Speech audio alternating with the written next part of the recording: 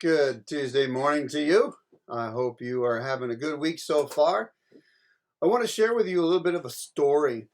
In Matthew chapter 19, we read this story about this rich young ruler. We don't even know the guy's name, but the story is deeply impactful.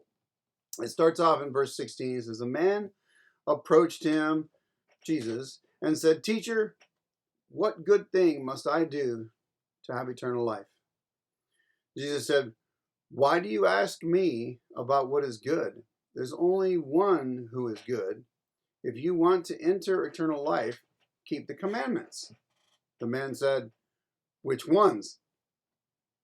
Then Jesus says, 'Do not commit murder. Do not commit adultery. Don't steal. Don't give false testimony. Honor your father and mother. Love your neighbors as yourself.' The young man replied, 'I have kept all of these. What am I still missing?' Jesus says, 'If you want to be complete, go, sell what you own, and give the money to the poor. Then you will have treasures in heaven, and come and follow me.' When the young man heard this, he drooped his head and went away sad, because he had many possessions." We all, or most of us, really, really, really like sports. In fact, I've been a Cowboy fan since the early 80s, ever since I can remember. I've never really rooted for another team, especially if they were playing the Cowboys. I've been a fan since they were good, and I'm still a fan even today, even though they're not so good. We keep hoping that someday they may get better. But it makes me think about this young rich ruler. What makes the difference between a fan and a follower?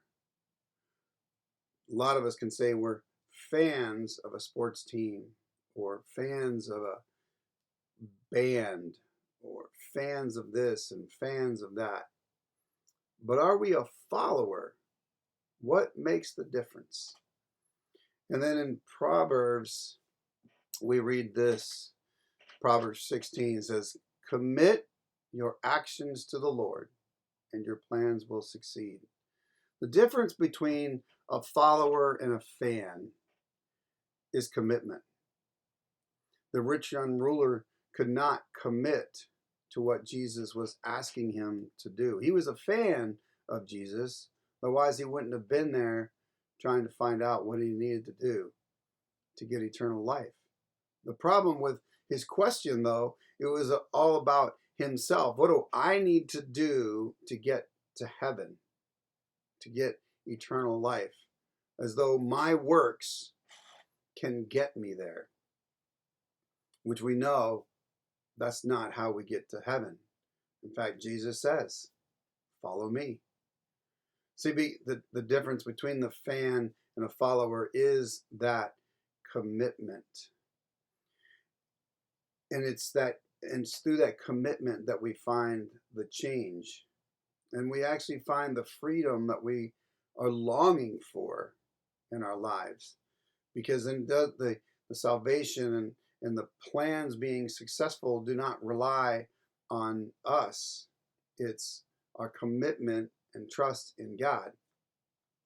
Interesting study, I found that 65% of all American adults between 18 and 42, 65% agree that a committed relationship with Jesus Christ is important to them.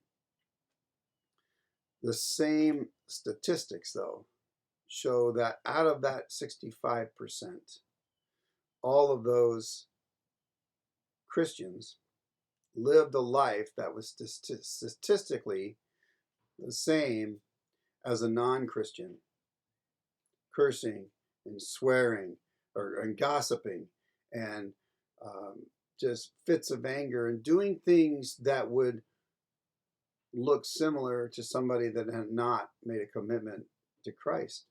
It's through that commitment that we change. Are we committed to Christ?